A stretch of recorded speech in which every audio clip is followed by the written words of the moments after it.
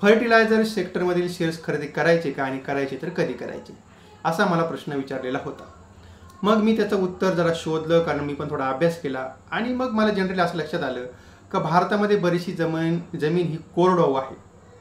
कोरडवाहू जमिनीची आपण जर बघितली असेल, पावसाळा आल्यानंतर त्याच्यात शेती केली जाते, म्हणजे साधारणतः जुलै महिन्यापासून तर दिवाळीपर्यंत, फार तर फार फेब्रुवारी महिन्यापर्यंत.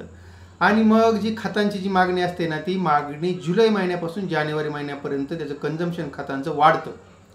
आणि मग मी शेअरचे चार्ट पण बघितले का जुलै महिन्यापासून ते जानेवारी महिन्यापर्यंत ह्या कंपन्यांचे शेअर्स हे वाढत असतात, आणि जानेवारी महिन्यापासून परत प्रॉफिट बुकिंग येते आणि परत पहिले पाडे पंचावन्न चालू होतात. आणि तेव्हा मग उत्तर मला सापडलं, साधारणतः जून महिन्याच्या आसपास फर्टिलायझर सेक्टरमधल्या शेअर्समध्ये खरेदी करायची, 3-4 महिने थांबायचं आणि जानेवारी महिन्याच्या आतमध्ये त्याच्यामध्ये प्रॉफिट बुकिंग करायची. साधं सरळ सोपं गणित.